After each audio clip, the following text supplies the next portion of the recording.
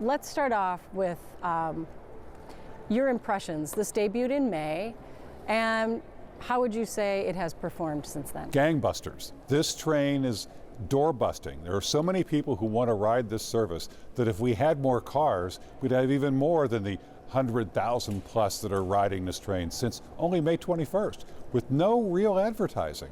Because of news coverage and because of word of mouth in the Twin Cities and in La Crosse and across all of Wisconsin, a morning train that leaves around noontime is more attractive than a train that leaves around 7 a.m.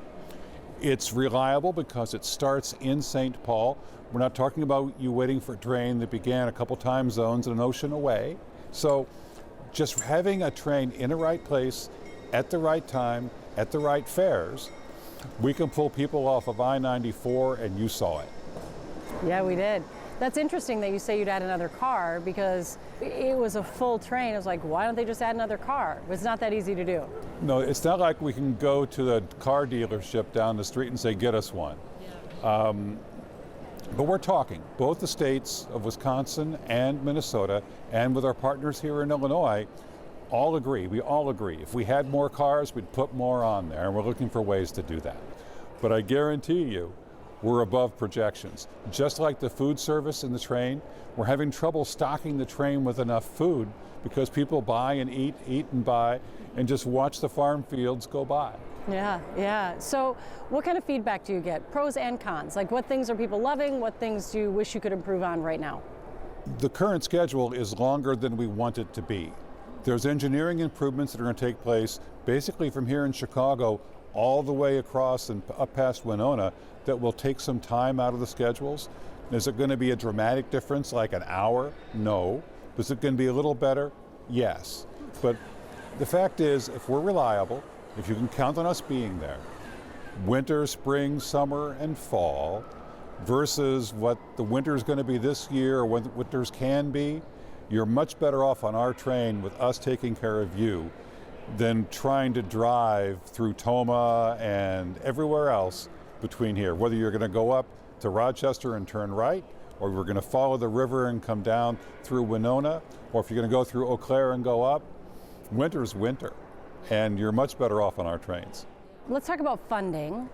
And can you explain as simply as possible how Amtrak is funded and how this particular route is funded? This route is the first of our routes under a new federal funding formula, where the federal government picks up 90% of the cost after the fare box for the first year. It goes down to 80%, 70%, 60%, and the rest of that comes from our three state partners. This is a new federal program passed under the Biden-Harris administration and a bipartisan vote from Congress that lets new services start and give them a chance to prove themselves. I think we can say from the train you were on, this train is proving itself.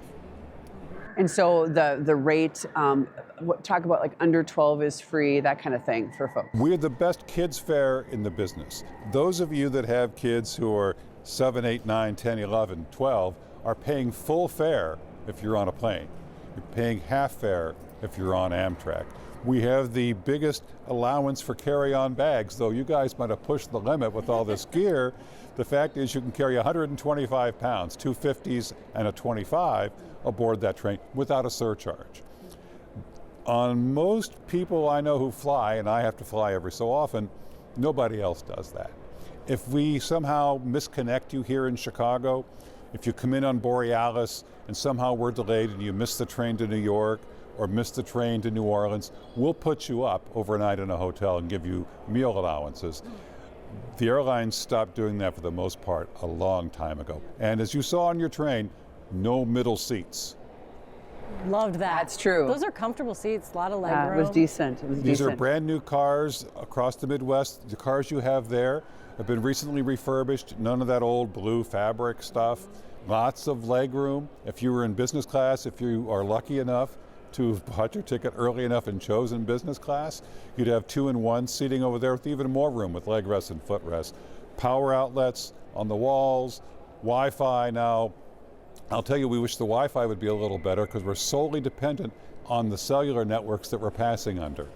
And if we're somewhere close to I-90 or I-94, the cellular service is better than some of the other places.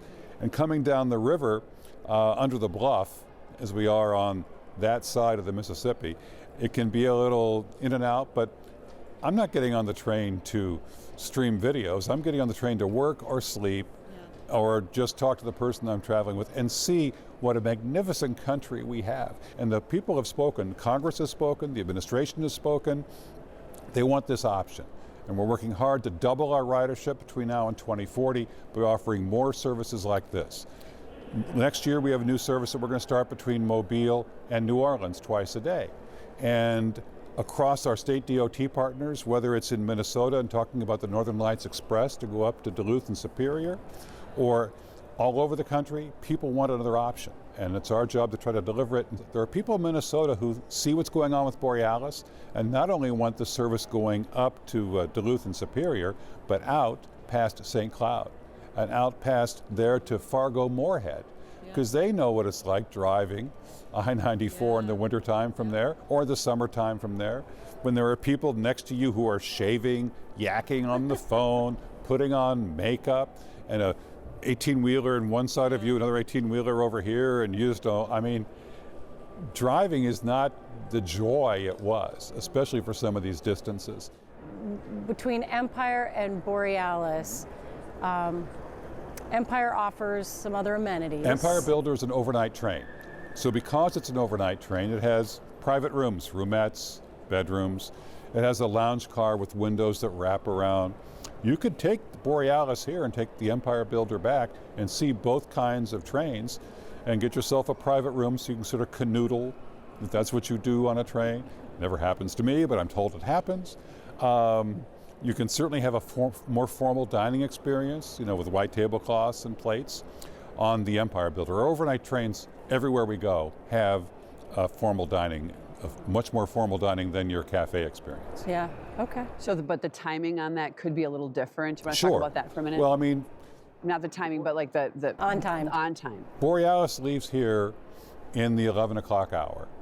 The Empire Builder leaves here in the 2 o'clock hour. So if you're done with business, done with whatever you're doing here, you have now two choices to go from here back up to the cities. Just like the Empire Builder comes through St. Paul about 7 in the morning and the Borealis leaves just before noon. Some people want to get up and get early and get here. The challenge we face with the Empire Builder is it starts 2 mountain ranges and 2 time zones away. There's a huge exposure to delay, winter, spring, summer, or fall, especially winter, in getting that train from Seattle and Portland up to Spokane, put the train together, send it through Glacier National Park and across the High Plains to St. Paul. It runs pretty well, and the railroads work pretty hard to get us there, but it's still thousands of miles away. And a train that starts in St. Paul, that came in the night before, takes a nap right outside Union Depot, backs in and pulls out, has a lot less exposure to delay than the Empire Builder does. I'm just wondering about the price range. Like, I know it starts at $41, Right. but our ticket was like $170 $178, because we yeah. bought late. So can you explain how the pricing works? The pricing is dynamic, and I'll tell you, this train is so popular that I don't think we're selling many tickets at the lowest price point. So still, the sooner you buy, the better off you're going to be. There are price points above yours.